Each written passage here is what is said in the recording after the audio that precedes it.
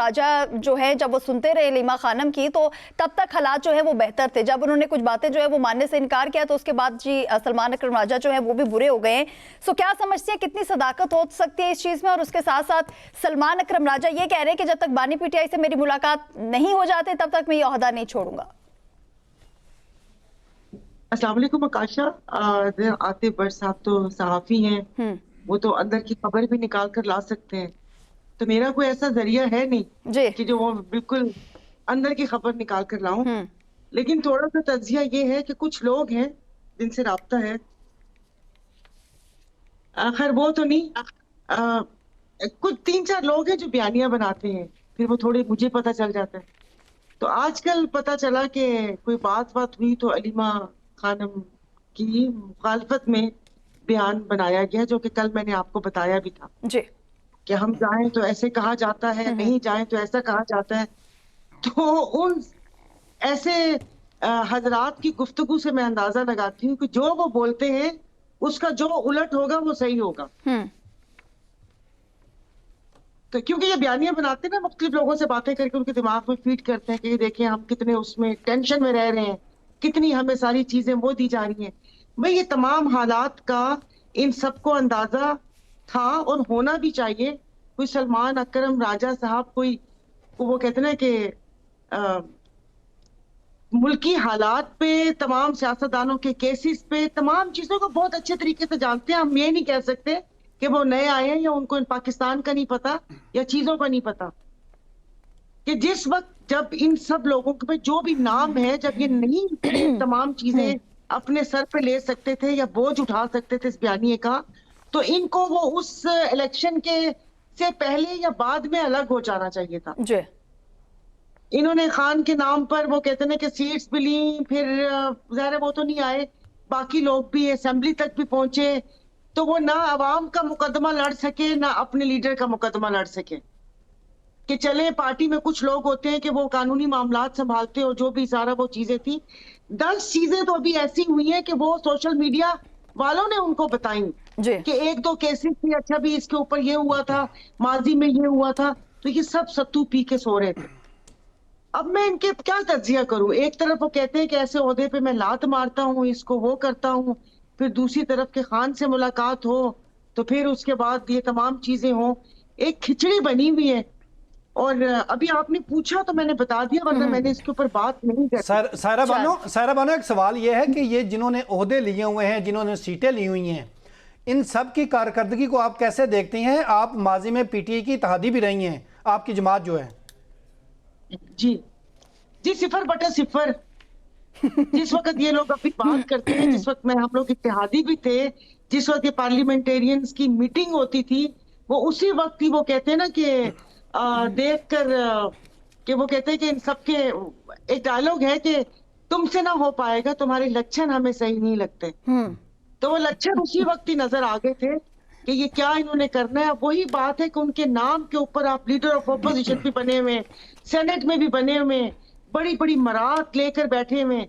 चले वो तो जो कहते हैं ना कि दूसरी पार्टी से आए, उनकी मैं बात नहीं कर रही, ऐसे ऐसे नाम जो हमने सुने भी नहीं जी। और उसके बाद वो कहते हैं ना कि आके वो असेंबली में भी बैठ गए, और फिर उसके बाद ये तमाम चीजें। अच्छी बात है, इस छलनी से सारा कुछ वो कहते हैं ना छन के पता चल गया कि रीढ़ की हड्डी किसी में नहीं है। पहले एक साहब थे, उनकी बड़कें होती थी, वो लोग आपको पता है, हम लोग तो वो हैं जो वो कहते हैं ना कि मौला जट और नूरी नथ को पसंद करते हैं, तो बड़कें हमें पसंद आती हैं, तो लोगों के लिए वो काबिले कबूल थे। अब ऐसी ऐसी बातें निकलती हैं, ऐसी ऐसी चीजें निकलती हैं, खान के नाम पे पता नहीं क्या हो रहा है, क्या नहीं हो रहा। और मैं ज्यादा बोलना नहीं चाहती। चले ठीक है, चले सायरा जी, इस पे आपका पॉइंट आ चुका है। लेके पीछे दबाव भी डलवाते हैं, कि अपना बयान वापस लीजिए। भाई नहीं असर पड़ रहा तो इग्नोर करें। बिल्कुल सही कहा आपने। नहीं कोई आपकी ज़िंदगी पे या जिंदगी पे असर पड़ता है तो इस चीज को इग्नोर करें। तो वही बात है ना कि अब इनको ये है कि बस अब जो आईना दिखाने की कोशिश करें उसी के ऊपर हमला आवर होते हैं, अपने ये करतूत सही नहीं करते कि हम क्या कर रहे हैं।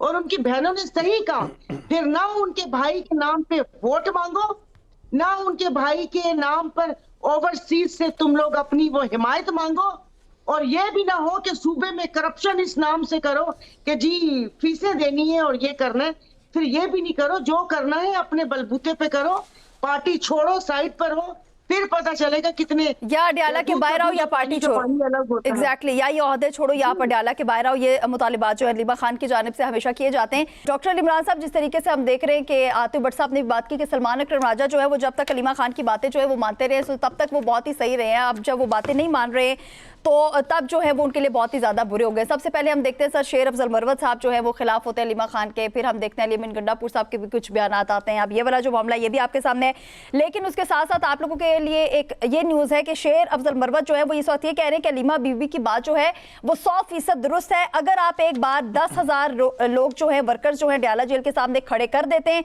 और ये अमल 2 से 3 मरतबा दोहराते हैं तो तीसरी बार खान से मुलाकात जरूर हो जाएगी। एक मशवरा है, आपको क्या कहेंगे इस पर? बिस्मिल्लाहिर्रहमानिर्रहीम। देखिए, जो लोग पार्टी के अंदर नहीं हैं और बाहर से बैठ के बयानबाजी करते हैं, मैं तो यही समझता हूँ कि उनकी तनकीद बनती नहीं है। अगर वो इतने कैपेबल होते हैंडल करने के लिए तो वो आज पार्टी के अंदर बैठे होते। खैर, अब बात कर लेते हैं कि पार्टी के अंदर जो अलीमा आपा जो बात कर रही हैं, देखिए अलीमा आपा जो है वो खान की फैमिली है और मैं ये समझता हूँ कि खानदान से ज्यादा, बहन भाइयों से ज्यादा कोई शख्स आपकी परवाह नहीं कर सकता। और इसमें बड़ी क्लैरिटी है इस चीज के अंदर कि बहनों को अपने भाई का दुख है और होना भी चाहिए। और जिस स्टैचर के वज़ीर आज़म इमरान खान लीडर हैं, वो सिर्फ ना कि पाकिस्तान बल्कि उम्मत मुस्लिमा के भी एक बहुत बड़े रहनुमा हैं। जिस तरीके से आपने देखा कि पाकिस्तान के साथ साथ पूरी दुनिया में उनकी एक फैन फॉलोइंग है और लोग उन्हें पसंद करते हैं और वो जाने जाते हैं। अब देखें, पाकिस्तान तहरीक इंसाफ, वज़ीर आज़म इमरान खान साहब को क्रेडिट जाता है कि उन्होंने ना सिर्फ अपनी पार्टी के अंदर बल्कि पूरे पाकिस्तान के अंदर लोगों को ये शौक दिया कि जहां आप ये समझें कि आपकी बात जो है वो जायज है और सुनी जानी चाहिए तो आप उसका इजहार करें। तो आज पार्टी के वर्कर या अलीमा आपा पार्टी के बारे में जो भी कह रही हैं, मेरे ख्याल से ये उनका जमहूरी हक भी है और बहन होने के नाते उन्हें इस चीज की शदीद दुख और तकलीफ भी है कि उनका भाई और हमारा लीडर जो है वो आज कई महीनों से आंख के इस मर्ज में मुब्तला है और उनकी 85% जो आंख का विजन है वो भी चला गया। लेकिन तरीकाकार ये हो सकता था कि बजाय हम यानी पाकिस्तान तहरीक इंसाफ इन सारी चीजों को, देखिए इख्तलाफ जरूरी है, जहाँ जमहूरियत होती है वहाँ इख्तलाफ होता है। अगर आज़म इमरान खान साहब ने ये पार्टी के वर्करों को ये शौर दिया कि अगर आप लीडरशिप की किसी बात से इख्तलाफ करते हैं तो उसका जो है वो बरमला इजहार करें आप। लेकिन अब इस पे थोड़ा सा मैं समझता हूं कि हमें मुझे तरीकाकार पे थोड़ा सा हो सकता है, मैं खुद वर्कर हूं तो मैं वर्करों की बात को हमेशा आगे रखता हूं। अगर वर्कर ये समझते हैं कि किसी जगह पे हमारे जो लीडर्स हैं उनकी तस्हीह जरूरी है तो वो बजाय मीडिया के ऊपर एक बंद कमरे में, एक बंद हाल के अंदर ये पार्टी इजलास में की जा सकती है। बजाय हम चीजों को अगर मीडिया पे आकर बात करेंगे तो शायद हमारे मुखालफिन को और जो लोग ये चाहते हैं कि हम मजीद इस समय बढ़ जाएं उनको एक अच्छा, अली इमरान साहब, मैं बोलना नहीं चाह रही थी, इस पे मैं बोलना नहीं चाहती, लेकिन ये बात मुझे आगे बढ़ने ही नहीं दे रही। मैं वहीं पे खड़ी हूँ जो आपने स्टार्ट में सर जिस तरीके से बात की कि पार्टी जो लोग पार्टी से बाहर इस तरीके से बातें करें, जो पहले पार्टी का हिस्सा थे, सो अगर वो इतने ही अच्छे होते तो वो इस वक्त पार्टी में होते और इसीलिए वो इस वक्त पार्टी में नहीं है। तो सर जो पार्टी के अंदर इस वक्त लोग मौजूद हैं वो क्या कर रहे हैं? देखिए, मैंने आपको यही बताया कि अब जब मैंने आपको पहले इस बात की बात शुरू में ये बात आपको बता दी कि इस वक्त अगर किसी चीज की तस्हीह है, हाँ वो लीडरशिप है या वो कारकुनान के अंदर जो भी इस वक्त डिफरेंसेस है, तो इन चीजों को बैठ अब इसलिए अगर चीजें लैक कर रही हैं तो आवाजें उठ रही है ना। अगर किसी जगह पर कोई डेफिशिएंसी है तो उसके लिए पार्टी के कारकुनान जो है आवाज उठा रहे हैं और उन चीजों को, मैं एक ओहदेदार हूँ पार्टी का और मैं खुल के उन चीजों पर मीडिया में बैठकर कभी भी बात नहीं करूंगा, इसलिए कि मेरे पास एक पोर्टफोलियो है और मेरी जिम्मेदारी है कि मैं पार्टी के धड़ों को जोड़ूं, ना कि उसमें मजीद तकसीम का सबब बन जाऊं। अगर कुछ ऐसी चीजें हैं जो लैक कर रही हैं तो हमारे पास जो बेहतरीन फोरम है वो ये है कि हम बैठ जाएं, हम अपनी मीटिंग्स में बैठकर बात करें, हम अपने इजलास में बैठकर बात करें, या हमारी अगर जूम मीटिंग्स होती है तो उसमें बात करके हम जो भी अपने डिफरेंसेस हैं उनको दूर कर लें। सर अभी तक नहीं की गई, क्योंकि ये जो डिफरेंसेस की आप बात कर रहे हैं आज से नहीं है सर जी, ये बहुत पुरानी बात हो चुकी है। अब देखिए आकाशा, इसमें कोई शक नहीं कि पाकिस्तान तहरीक इंसाफ की लीडरशिप ने भी बड़ी मार खाई और कारकुनों ने तो बेतहाशा कुर्बानियां दी। आप 9 मई के बाद से देख लें कि जिस तरीके से हमारा इस्तेसाल फस्तायत आपने देखी जो हुई, लोगों के घरों में घुसा गया। फिर आज अडयाला जेल के बाहर जब आप जाते हैं तो आप 144 की खिलाफ वर्जी कर रहे होते हैं कि डीसी साहब ने कहा जी कि 3 से ज्यादा लोग जमा नहीं हो सकते, लेकिन जब आप वहां पर जाते तो आप पर दहशतगर्दी की FIR दी जाती हैं। और आज तक मेरे ख्याल से कोई कमो पेश 50,000 लोगों के खिलाफ सिर्फ अडयाला जेल के बाहर जाने पर FIR हो चुकी है।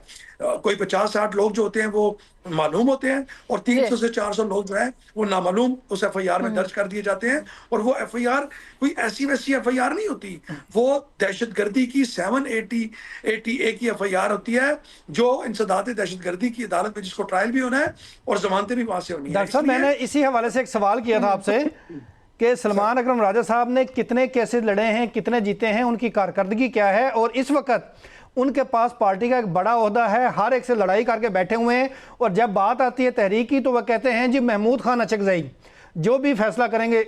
महमूद खान अचकज़ई क्यों फैसला करेंगे? देखिए, सलमान अकरम राजा साहब जो है वो वज़ीर आज़म इमरान खान साहब की चॉइस है, और ये बहुत सारी चीजें मेरी मौजूदगी में भी खान साहब ने कहीं जेल के अंदर, और राजा साहब के साथ उनकी अंदर इंटरेक्शन जो होती थी जेल के अंदर, मैं उसका बड़ा गवाह हूँ, क्योंकि मैं बहुत सारे मौके पर ऐसे थे जहां पर मैं था और राजा साहब भी वहां पे मौजूद थे। ये मैं आपके इस चैनल के ऊपर बैठ के इस बात का वो कह रहा हूँ। आज देखें, सलमान अकरम राजा साहब, इसमें कोई शक नहीं, पार्टी के सेक्रेटरी जनरल है, और वो कोशिश भी अपने ताई करते हैं चीजों को ठीक करने की। ऐसा नहीं है कि सलमान राजा साहब अगर आप कहें कि कोई काम नहीं करे, अब उनके पास, उनको इतना ज्यादा मेरे ख्याल से उन पे बर्डन है। देखिए, एक तो वो पार्टी के सेक्रेटरी जनरल है, फिर उसके बाद वो जो आपकी लीगल कमेटी है उसके भी हेड है, फिर इमरान खान साहब की जेल मुलाकातों के हवाले से या जेल ट्रायल के हवाले से जितनी भी चीजें हैं उसको भी वो देखते हैं, फिर उसके अलावा भी कश्मीर का इलेक्शन है तो उसमें भी उन्होंने जो कमेटी बनाई थी। मेरे डॉक्टर साहब, यहाँ पर माजरत के साथ टोकूंगा, जब से सलमान अकरम राजा साहब ये जेल की मुलाकातों को देख रहे हैं, क्या उसके बाद मीटिंग्स हुई हैं और उससे पहले होती थी कि नहीं? सर देखें, वो ऐसे है कि मैं तो इस पे पार्टी के किसी अहदेदार को ब्लेम नहीं कर सकता। सिंस इस फस्तायत को मैं 9 मई के बाद से देख रहा हूँ, और राजा साहब के पन्ने से पहले भी मतलब राजा साहब को 8 फरवरी 2024 के इलेक्शन के फौरन बाद पार्टी के जो है वो सेक्रेटरी जनरल नामजद कर दिए गए थे, तो उनके बनने के बाद भी मुलाकातें होती रही हैं और बीच में रुक जाती थी। लेकिन मैं जेल कोऑर्डिनेटर की बात कर रहा हूँ। जी सर, जेल में जो कोऑर्डिनेशन इस हद तक थी कि उन्होंने नाम भेजने थे सुपरिटेंडेंट ऑफ अडयाला जेल, जिनकी अप्रूवल होकर आनी थी, और फिर उन लोगों ने मिलना था। तो राजा साहब ने तो मेरे ख्याल से अपना काम जो है वो निभाया। सर वो तो बहुत दफा हुआ है कि नाम गए हैं, लेकिन वो लोग तो नहीं गए ना वहां पे। चले, इस पर आपका पॉइंट आ चुका है, बहुत शुक्रिया डॉक्टर अली इमरान साहब। इस वक्त सरदार फैजान आप भी हमारे साथ मौजूद हैं। सरदार फैजान, अब ये जो अहमद नियाजी साहब हैं, ये कह रहे हैं कि आप लोग हुकूमती जो इस वक्त जो हुकूमत में बैठे, मतलब जो सूबाई हुकूमत को देख रहे हैं, सोहेल आफरीदी साहब हो गए, उनकी काबीना हो गई, सो आप लोग वही चीज़ें देखें। अब हम कोई लॉन्ग मार्च जो है स्टार्ट करने की सर ये बातें कर रहे हैं, और इसके साथ साथ अहमद नियाजी और इमरान खान की बहनों की तरफ से एक लॉन्ग मार्च की कॉल जो है वो भी 8 मई को हमारे सामने आई है। कुछ ऐसा भी सुनने में आ रहा है, कुछ आवाजें आपको भी सुनाई दी हैं इस हवाले से, या सिर्फ हम तक है? और क्या समझते हैं कि जो मौजूदा क़यादत है वो इस वक्त भी बहनों का साथ देगी, और ये जो लॉन्ग मार्च की बातें हो रही है इसमें हमें शिरकत करते दिखाई देगी?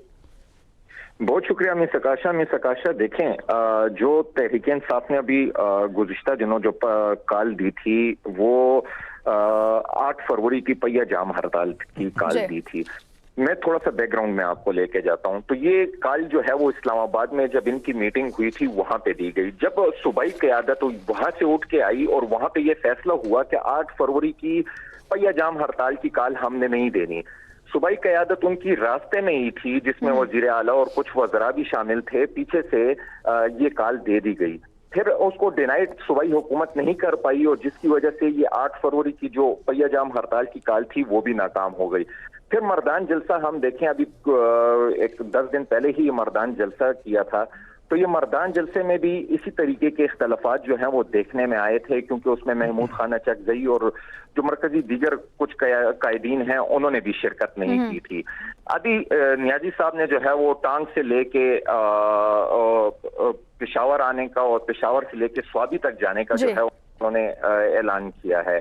उन्होंने कहा है हम ये मार्च करने जा रहे हैं, लेकिन उन्होंने इसमें क्योंकि मेरी आज खुद कुछ सूबाई वज़रा से मुलाकात हुई, उनसे मैंने इस बारे में बात भी की। उन्होंने कहा हमें इसमें ना एतमाद में लिया गया, ना पार्टी को इसमें एतमाद में लिया गया, ना हमें इस बारे में कुछ बताया गया। बाद में ये लोग मैं किसी का नाम नहीं कोट करूंगा, लेकिन उन्होंने ये कहा कि बाद में यही लोग कहेंगे कि हमें खैबर पख्तूनख्वा पुलिस ने किडनैप किया या गिरफ्तार किया और उसके बाद हमें पंजाब पुलिस के हवाले कर दिया। कहते हैं इस तरह पहले भी ये इस किस्म के स्टंट जो हैं वो कर चुके हैं, लेकिन हम इनको मना नहीं करेंगे। जो बंदा जो कुछ करता है, क्योंकि नियाजी साहब का ताल्लुक जो है वो मियाँ वाली से है, कहते हैं मियाँ वाली से ही क्यों ये लॉन्ग मार्च जो है वो नहीं शुरू कर रहे। इनको चाहिए ये था कि अपनी मार्च जो है वो मियाँ वाली से शुरू करें और फिर खैबर